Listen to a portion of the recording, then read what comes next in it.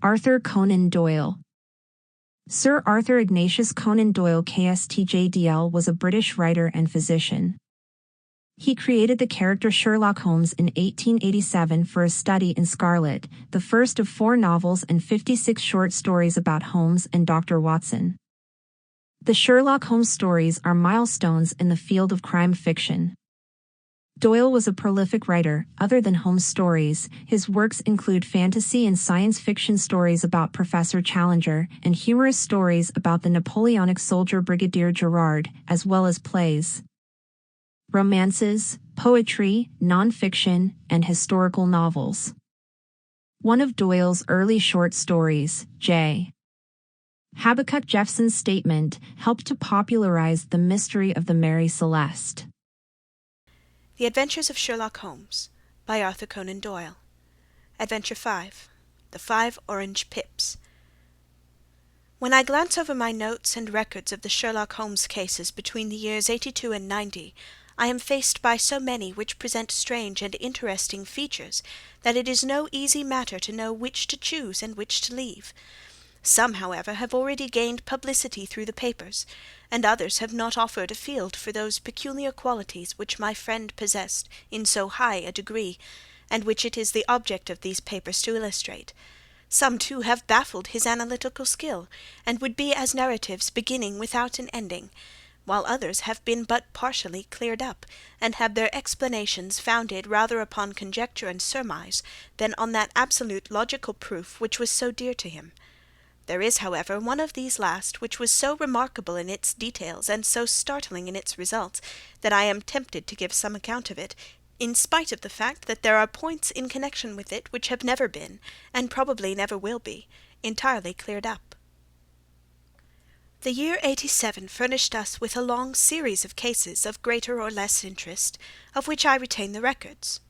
Among my headings under this one 12 months, I find an account of the adventure of the Paradol Chamber, of the Amateur Mendicant Society, who held a luxurious club in the lower vault of a furniture warehouse, of the facts connected with the loss of the British bark Sophie Anderson, of the singular adventures of the Grice Pattersons in the island of Uffa, and finally of the Camberwell poisoning case. In the latter, as may be remembered, Sherlock Holmes was able, by winding up the dead man's watch, to prove that it had been wound up 2 hours before, and that therefore the deceased had gone to bed within that time, a deduction which was of the greatest importance in clearing up the case. All these I may sketch out at some future date, but none of them present such singular features as the strange train of circumstances which I have now taken up my pen to describe.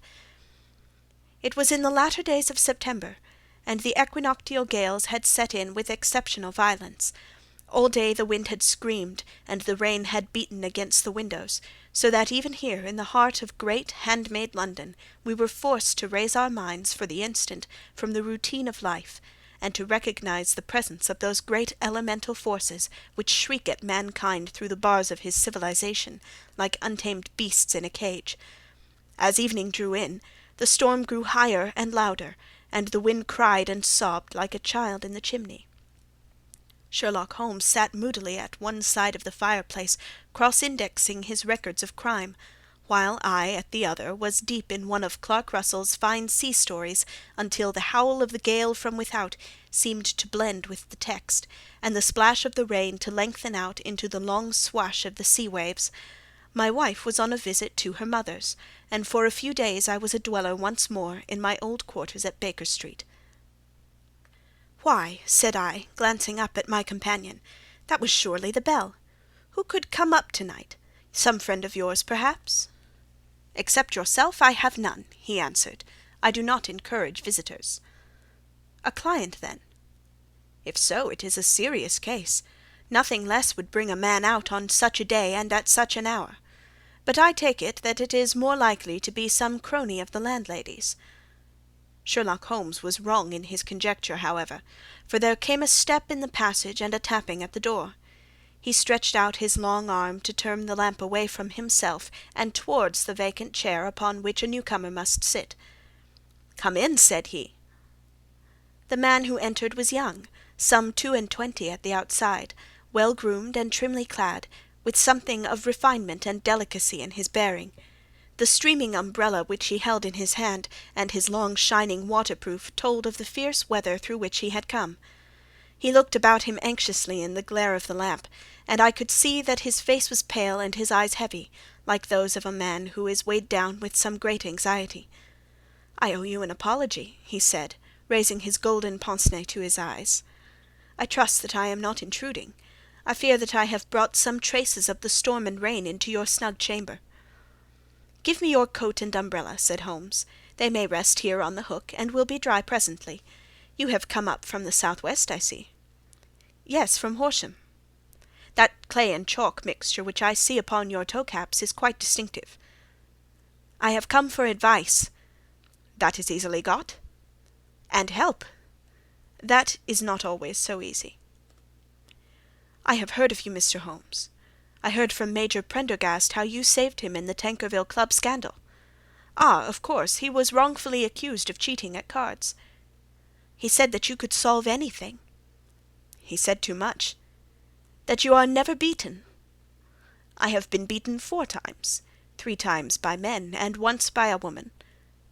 "But what is that compared with the number of your successes?" "It is true that I have been generally successful." "Then you may be so with me." "I beg that you will draw up your chair to the fire, and favour me with some details as to your case." "It is no ordinary one." "None of those which come to me are. I am the last court of appeal."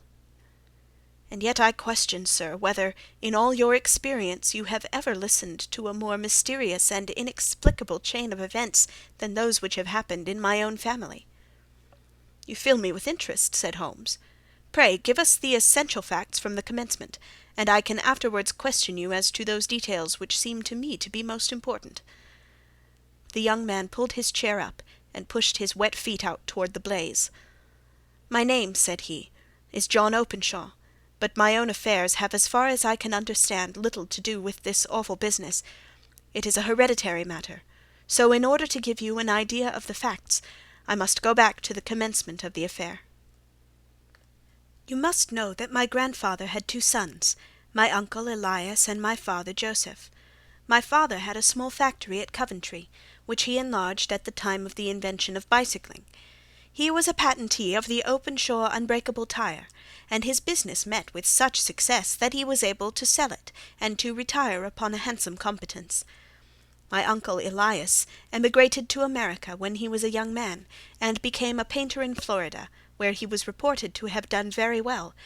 At the time of the war he fought in Jackson's army, and afterwards under Hood, where he rose to be a colonel.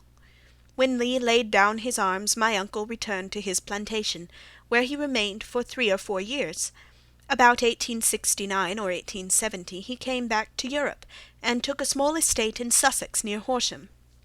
He had made a very considerable fortune in the States, and his reason for leaving them was his aversion to the negroes, and his dislike of the Republican policy in extending the franchise to them. He was a singular man, fierce and quick-tempered, very foul-mouthed when he was angry, and of a most retiring disposition. During all the years that he lived at Horsham, I doubt if he ever set foot in the town. He had a garden and 2 or 3 fields round his house, and there he would take his exercise, though very often for weeks on end he would never leave his room. He drank a great deal of brandy, and smoked very heavily, but he would see no society, and did not want any friends, not even his own brother. He didn't mind me. In fact, he took a fancy to me, for at the time when he saw me first I was a youngster of 12 or so. This would be in the year 1878, after he had been 8 or 9 years in England. He begged my father to let me live with him, and he was very kind to me in his way. When he was sober he used to be fond of playing backgammon and draughts with me, and he would make me his representative both with the servants and with the tradespeople, so that by the time I was 16 I was quite master of the house. I kept all the keys, and could go where I liked and do what I liked, so long as I did not disturb him in his privacy. There was one singular exception, however, for he had a single room, a lumber room up among the attics, which was invariably locked, and which he would never permit either me or anyone else to enter. With a boy's curiosity I have peeped through the keyhole, but I was never able to see more than such a collection of old trunks and bundles as would be expected in such a room. One day, it was March of 1883, a letter with a foreign stamp lay upon the table in front of the Colonel's plate. It was not a common thing for him to receive letters, for his bills were all paid in ready money, and he had no friends of any sort. "From India," said he, as he took it up. "Pondicherry postmark. What can this be?" Opening it hurriedly, out there jumped 5 little dried orange pips, which pattered down upon his plate. I began to laugh at this, but the laugh was struck from my lips at the sight of his face. His lip had fallen, his eyes were protruding, his skin the colour of putty, and he glared at the envelope which he still held in his trembling hand. "K!" he shrieked, and then, my God, my sins have overtaken me." "What is it, uncle?" I cried. "Death," said he, and rising from the table, he retired to his room, leaving me palpitating with horror. I took up the envelope, and saw scrawled in red ink upon the inner flap, just above the gum, the letter K 3 times repeated. There was nothing else, save the 5 dried pips. What could be the reason of his overpowering terror? I left the breakfast table, and as I ascended the stair I met him coming down with an old rusty key, which must have belonged to the attic, in one hand, and a small brass box like a cash-box in the other. "They may do what they like, but I'll checkmate them still," said he with an oath. "Tell Mary that I shall want a fire in my room to-day, and send down to Fordham, the Horsham lawyer." I did as he ordered, and when the lawyer arrived I was asked to step up to the room. The fire was burning brightly, and in the grate there was a mass of black fluffy ashes, as of burned paper, while the brass box stood open and empty beside it. As I glanced at the box, I noticed with a start that upon the lid was printed the treble K which I had read in the morning upon the envelope. "I wish you, John," said my uncle, "to witness my will. I leave my estate, with all its advantages and all its disadvantages, to my brother, your father, whence it will, no doubt, descend to you. If you can enjoy it in peace, well and good. If you find you cannot, take my advice, my boy, and leave it to your deadliest enemy. I am sorry to give you such a two-edged thing, but I can't say what turn things are going to take. Kindly sign the paper where Mr. Fordham shows you." I signed the paper as directed, and the lawyer took it away with him. The singular incident made, as you may think, the deepest impression upon me, and I pondered over it and turned it every way in my mind without being able to make anything of it. Yet I could not shake off the vague feeling of dread which it left behind, though the sensation grew less keen as the weeks passed and nothing happened to disturb the usual routine of our lives. I could see a change in my uncle, however. He drank more than ever, and he was less inclined for any sort of society. Most of his time he would spend in his room, with the door locked upon the inside, but sometimes he would emerge in a sort of drunken frenzy, and would burst out of the house and tear about the garden with a revolver in his hand, screaming out that he was afraid of no man, and that he was not to be cooped up, like a sheep in a pen, by man or devil. When these hot fits were over, however, he would rush tumultuously in at the door, and lock and bar it behind him, like a man who can brazen it out no longer against the terror which lies at the root of his soul. At such times I have seen his face, even on a cold day, glisten with moisture, as though it were new raised from a basin. Well, to come to an end of the matter, Mr. Holmes, and not to abuse your patience, there came a night when he made one of those drunken sallies from which he never came back. We found him, when we went to search for him, face downward in a little green-scummed pool, which lay at the foot of the garden. There was no sign of any violence, and the water was but 2 feet deep, so that the jury, having regard to his known eccentricity, brought in a verdict of suicide. But I, who knew how he winced from the very thought of death, had much ado to persuade myself that he had gone out of his way to meet it. The matter passed, however, and my father entered into possession of the estate, and of some 14,000 pounds, which lay to his credit at the bank. "One moment," Holmes interposed. "Your statement is, I foresee, one of the most remarkable to which I have ever listened. Let me have the date of the reception by your uncle of the letter, and the date of his supposed suicide." "The letter arrived on March 10th, 1883. His death was 7 weeks later, upon the night of May 2nd. "Thank you. Pray proceed." "When my father took over the Horsham property, he, at my request, made a careful examination of the attic, which had been always locked up. We found the brass box there, although its contents had been destroyed.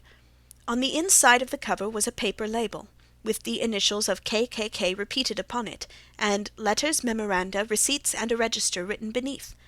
These, we presume, indicated the nature of the papers which had been destroyed by Colonel Openshaw.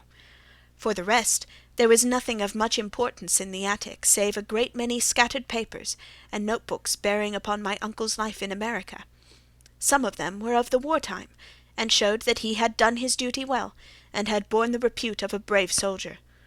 Others were of a date during the reconstruction of the Southern States, and were mostly concerned with politics, for he had evidently taken a strong part in opposing the carpet-bag politicians who had been sent down from the North.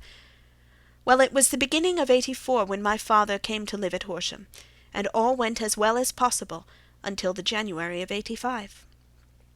On the 4th day after the New Year, I heard my father give a sharp cry of surprise as we sat together at the breakfast-table. There he was, sitting with a newly opened envelope in one hand, and 5 dried orange pips in the outstretched palm of the other one. He had always laughed at what he called my cock-and-bull story about the Colonel, but he looked very scared and puzzled now that the same thing had come upon him. "Why, what on earth does this mean, John?" he stammered. My heart had turned to lead. "It is KKK," said I. He looked inside the envelope. "So it is," he cried. "Here are the very letters. But what is this written above them?" "Put the papers on the sundial," I read, peeping over his shoulder. "What papers? What sundial?" he asked. "The sundial in the garden. There is no other," said I. "But the papers must be those that are destroyed." "Pooh!" said he, gripping hard at his courage. "We are in a civilized land here, and we can't have tomfoolery of this kind. Where does the thing come from?" "From Dundee," I answered, glancing at the postmark. "Some preposterous practical joke," said he. "What have I to do with sundials and papers? I shall take no notice of such nonsense." "I should certainly speak to the police," I said. "And be laughed at for my pains? Nothing of the sort." "Then let me do so." "No, I forbid you. I won't have a fuss made about such nonsense." It was in vain to argue with him, for he was a very obstinate man. I went about, however, with a heart which was full of forebodings.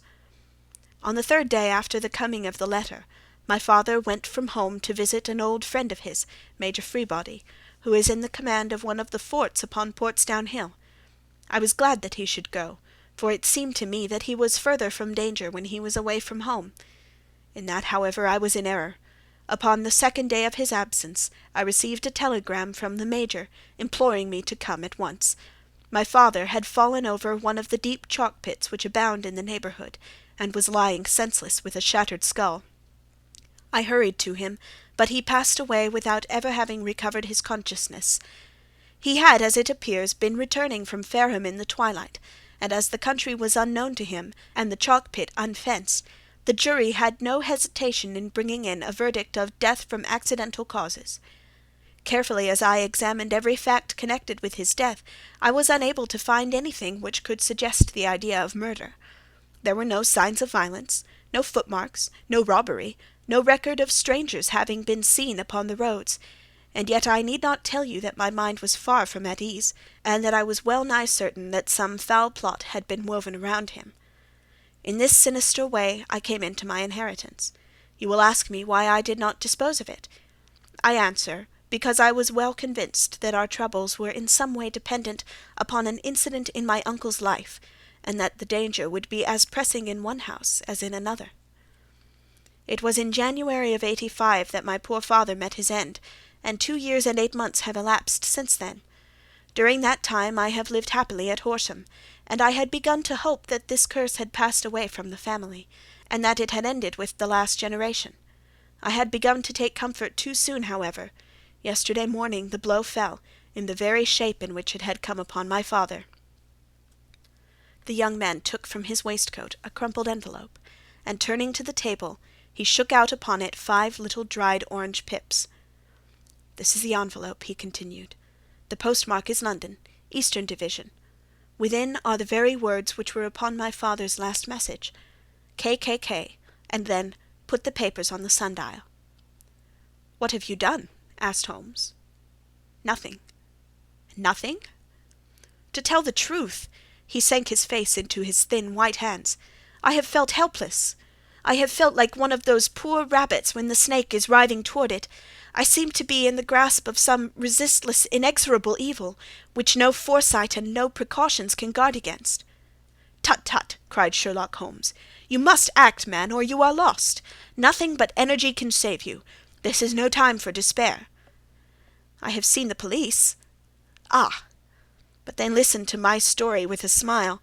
I am convinced that the inspector has formed the opinion that the letters were all practical jokes, and that the deaths of my relations were really accidents, as the jury stated, and were not to be connected with the warnings." Holmes shook his clenched hands in the air. "Incredible imbecility!" he cried. "They have, however, allowed me a policeman, who may remain in the house with me." "Has he come with you tonight?" "No, his orders were to stay in the house." Again Holmes raved in the air. "Why did you come to me?" he cried. "And above all, why did you not come at once?" "I did not know. It was only to-day that I spoke to Major Prendergast about my troubles, and was advised by him to come to you." "It is really 2 days since you have had the letter. We should have acted before this. You have no further evidence, I suppose, than that which you have placed before us, no suggestive detail which might help us." "There is one thing," said John Openshaw. He rummaged in his coat pocket, and drawing out a piece of discoloured blue-tinted paper, he laid it out upon the table. "I have some remembrance," said he, "that on the day when my uncle burned the papers, I observed that the small unburned margins which lay amid the ashes were of this particular colour. I found this single sheet upon the floor of his room, and I am inclined to think that it may be one of the papers which has perhaps fluttered out from among the others, and in that way has escaped destruction. Beyond the mention of Pip's, I do not see that it helps us much. I think myself that it is a page from some private diary. The writing is undoubtedly my uncle's." Holmes moved the lamp, and we both bent over the sheet of paper, which showed by its ragged edge that it had indeed been torn from a book. It was headed March 1869, and beneath were the following enigmatical notices: 4th. Hudson came. Same old platform. 7th. Set the Pips on Macaulay, Paramore, and John Swain, of St. Augustine. 9th. Macaulay cleared. 10th. John Swain cleared. 12th. Visited Paramore. All well. "Thank you," said Holmes, folding up the paper and returning it to our visitor. "And now you must on no account lose another instant. We cannot spare time even to discuss what you have told me. You must get home instantly, and act." "What shall I do?" "There is but one thing to do. It must be done at once. You must put this piece of paper which you have shown us into the brass box which you have described. You must also put in a note to say that all the other papers were burned by your uncle, and that this is the only one which remains. You must assert that in such words as will carry conviction with them. Having done this, you must at once put the box out upon the sundial, as directed. Do you understand?" "Entirely." "Do not think of revenge or anything of that sort at present. I think that we may gain that by means of the law, but we have our web to weave, while theirs is already woven. The first consideration is to remove the pressing danger which threatens you. The second is to clear up the mystery and to punish the guilty parties." "I thank you," said the young man, rising and pulling on his overcoat. "You have given me fresh life and hope. I shall certainly do as you advise." "Do not lose an instant, and above all take care of yourself in the meanwhile, for I do not think that there can be a doubt that you are threatened by a very real and imminent danger. How do you go back?" "By train from Waterloo." "It is not yet 9. The streets will be crowded, so I trust that you may be in safety, and yet you cannot guard yourself too closely." "I am armed." "That is well. Tomorrow I shall set to work upon your case." "I shall see you at Horsham, then." "No, your secret lies in London. It is there that I shall seek it." "Then I shall call upon you in a day, or in 2 days, with news as to the box and the papers. I shall take your advice in every particular." He shook hands with us and took his leave. Outside the wind still screamed, and the rain splashed and pattered against the windows. This strange, wild story seemed to have come to us from amid the mad elements, blown in upon us like a sheet of seaweed in a gale, and now to have been reabsorbed by them once more. Sherlock Holmes sat for some time in silence, with his head sunk forward, and his eyes bent upon the red glow of the fire. Then he lit his pipe, and leaning back in his chair he watched the blue smoke-rings as they chased each other up to the ceiling. "I think, Watson," he remarked at last, "that of all our cases we have had none more fantastic than this. Save perhaps the sign of 4. Well, yes, save perhaps that. And yet this John Openshaw seems to me to be walking amid even greater perils than did the Sholtos. But have you, I asked, formed any definite conception as to what these perils are?" "There can be no question as to their nature," he answered. "Then what are they? Who is this K., and why does he pursue this unhappy family?" Sherlock Holmes closed his eyes and placed his elbows upon the arms of his chair, with his fingertips together. "The ideal reasoner," he remarked, "would, when he had once been shown a single fact in all its bearings, deduce from it not only all the chain of events which led up to it, but also all the results which would follow from it. As Cuvier could correctly describe a whole animal by the contemplation of a single bone, so the observer who has thoroughly understood one link in a series of incidents should be able to accurately state all the other ones, both before and after. We have not yet grasped the results which the reason alone can attain to. Problems may be solved in the study which have baffled all those who have sought a solution by the aid of their senses. To carry the art, however, to its highest pitch, it is necessary that the reasoner should be able to utilize all the facts which have come to his knowledge, and this in itself implies, as you will readily see, a possession of all knowledge, which even in these days of free education and encyclopedias is a somewhat rare accomplishment.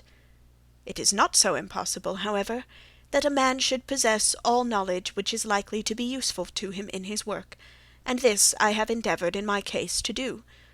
If I remember rightly, you, on one occasion, in the early days of our friendship, defined my limits in a very precise fashion." "Yes," I answered, laughing, "it was a singular document. Philosophy, astronomy, and politics were marked at 0, I remember. Botany variable, geology profound as regards the mud-stains from any region within 50 miles of town, chemistry eccentric, anatomy unsystematic, sensational literature and crime records unique, violin player, boxer, swordsman, lawyer, and self-poisoner by cocaine and tobacco. Those, I think, were the main points of my analysis." Holmes grinned at the last item. "Well," he said, "I say now, as I said then, that a man should keep his little brain-attic stocked with all the furniture that he is likely to use, and the rest he can put away in the lumber-room of his library, where he can get at it if he wants it. Now for such a case as the one which has been submitted to us tonight, we need certainly to muster all our resources. Kindly hand me down the letter K of the American Encyclopedia which stands upon the shelf beside you. Thank you. Now let us consider the situation, and see what may be deduced from it. In the first place, we may start with a strong presumption that Colonel Openshaw had some very strong reason for leaving America. Men at his time of life do not change all their habits and exchange willingly the charming climate of Florida for the lonely life of an English provincial town. His extreme love of solitude in England suggests the idea that he was in fear of something or someone, so we may assume as a working hypothesis that it was fear of someone or something which drove him from America. As to what it was he feared, we can only deduce that by considering the formidable letters which were received by himself and his successors. Did you remark the postmarks of those letters? The first was from Pondicherry, the second from Dundee, and the third from London. From East London. What do you deduce from that? They are all seaports. That the writer was on board of a ship. Excellent. We have already a clue. There can be no doubt that the probability, the strong probability, is that the writer was on board of a ship. And now let us consider another point. In the case of Pondicherry, 7 weeks elapsed between the threat and its fulfilments. In Dundee it was only some 3 or 4 days. Does that suggest anything? A greater distance to travel? But the letter also had a greater distance to come. "Then I do not see the point." "There is at least a presumption that the vessel in which the man or men are is a sailing ship. It looks as if they always send their singular warning or token before them when starting upon their mission. You see how quickly the deed followed the sign when it came from Dundee. If they had come from Pondicherry in a steamer, they would have arrived almost as soon as their letter. But as a matter of fact, 7 weeks elapsed. I think that those 7 weeks represented the difference between the mail-boat which brought the letter and the sailing vessel which brought the writer." "It is possible. More than that, it is probable. And now you see the deadly urgency of this new case, and why I urged young Openshaw to caution. The blow has always fallen at the end of the time which it would take the senders to travel the distance. But this one comes from London, and therefore we cannot count upon delay." "Good God!" I cried. "What can it mean, this relentless persecution?" "The papers which Openshaw carried are obviously of vital importance to the person or persons in the sailing ship. I think that it is quite clear that there must be more than one of them. A single man could not have carried out 2 deaths in such a way as to deceive a coroner's jury. There must have been several in it, and they must have been men of resource and determination. Their papers they mean to have, be the holder of them who it may. In this way, you see, KKK ceases to be the initials of an individual, and becomes the badge of a society." "But of what society?" "Have you never," said Sherlock Holmes, bending forward and sinking his voice, "have you never heard of the Ku Klux Klan?" "I never have." Holmes turned over the leaves of the book upon his knee. "Here it is," said he presently. "Ku Klux Klan. A name derived from the fanciful resemblance to the sound produced by cocking a rifle. This terrible secret society was formed by some ex-Confederate soldiers in the Southern States after the Civil War, and it rapidly formed local branches in different parts of the country, notably in Tennessee, Louisiana, the Carolinas, Georgia, and Florida. Its power was used for political purposes, principally for the terrorizing of the Negro voters, and the murdering and driving from the country of those who were opposed to its views. Its outrages were usually preceded by a warning sent to the marked man in some fantastic but generally recognized shape, a sprig of oak leaves in some parts, melon seeds or orange pips in others. On receiving this, the victim might either openly abjure his former ways, or might fly from the country. If he braved the matter out, death would unfailingly come upon him, and usually in some strange and unforeseen manner. So perfect was the organization of the society, and so systematic its methods, that there is hardly a case upon record where any man succeeded in braving it with impunity, or in which any of its outrages were traced home to the perpetrators. For some years the organization flourished in spite of the efforts of the United States government and of the better classes of the community in the South. Eventually, in the year 1869, the movement rather suddenly collapsed, although there have been sporadic outbreaks of the same sort since that date.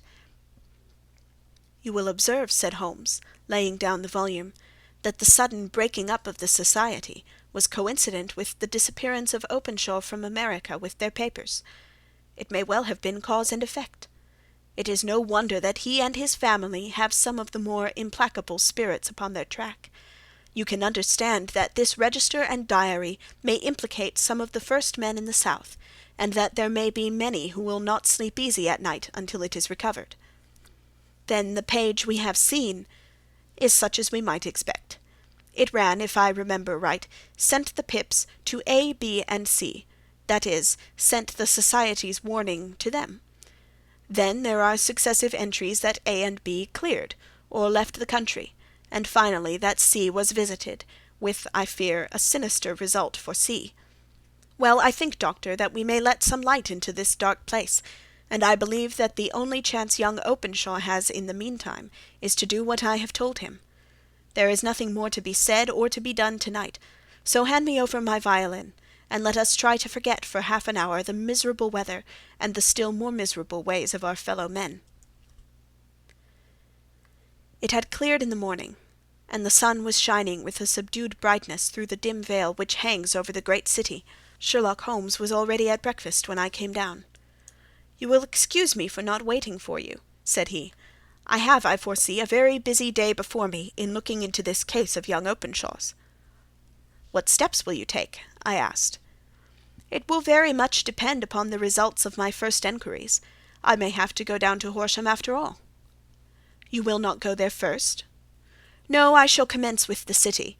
Just ring the bell, and the maid will bring you up your coffee." As I waited, I lifted the unopened newspaper from the table, and glanced my eye over it. It rested upon a heading which sent a chill to my heart.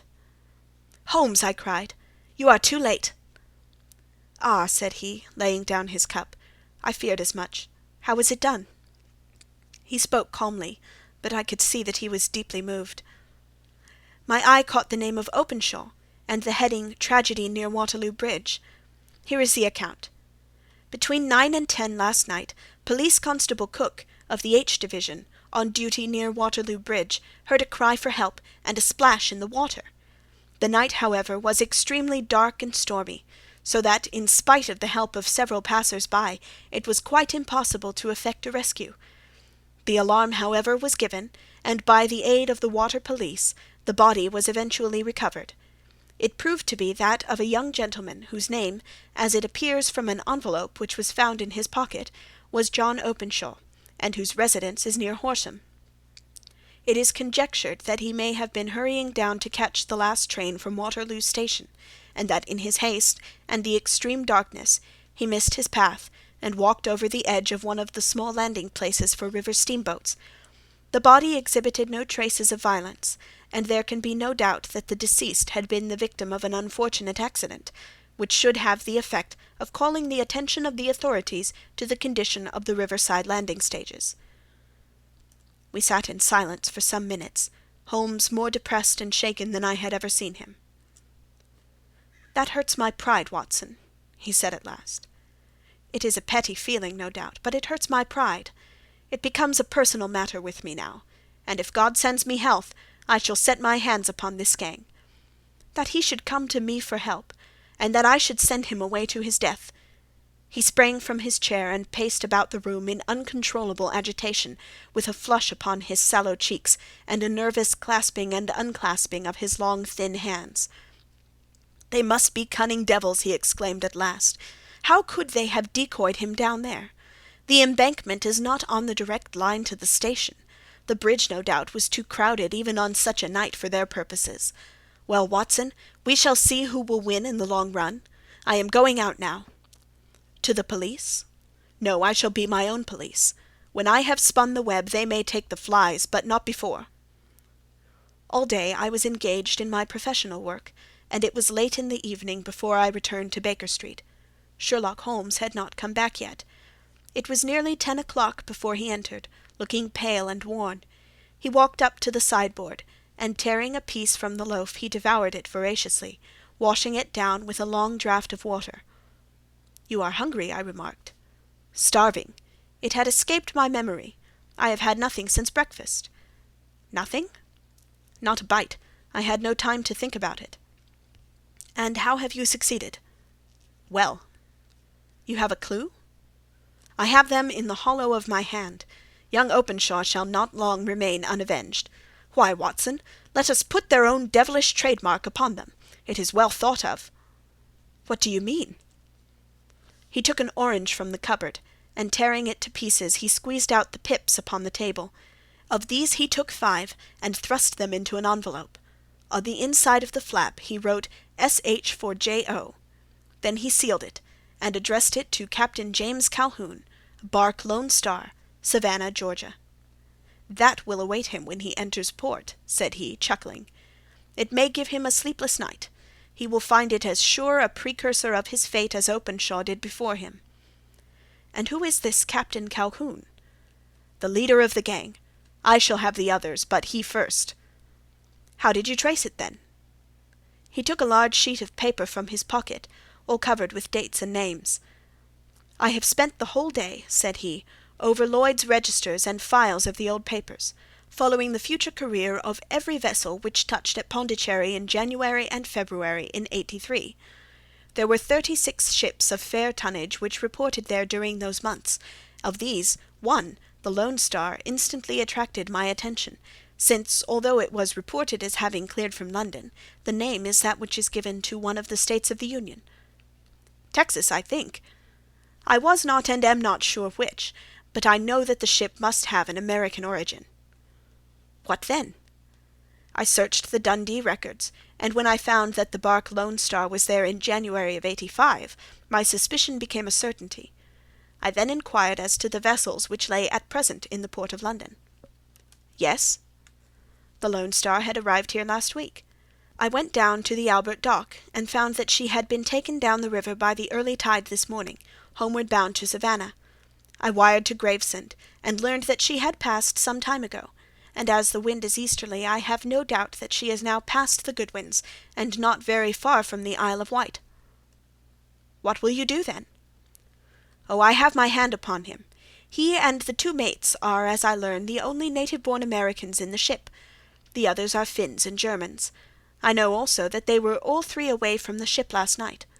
I had it from the stevedore who has been loading their cargo. By the time that their sailing ship reaches Savannah, the mail-boat will have carried this letter, and the cable will have informed the police of Savannah that these 3 gentlemen are badly wanted here upon a charge of murder. There is a flaw, however, in the best laid of human plans, and the murderers of John Openshaw were never to receive the orange pips, which would show them that another, as cunning and as resolute as themselves, was upon their track. Very long and very severe were the equinoctial gales that year. We waited long for news of the Lone Star of Savannah, but none ever reached us. We did at last hear that somewhere far out in the Atlantic a shattered stern-post of a boat was seen swinging in the trough of a wave, with the letters L.S. carved upon it. And that is all we shall ever know of the fate of the Lone Star. End of the 5 Orange Pips.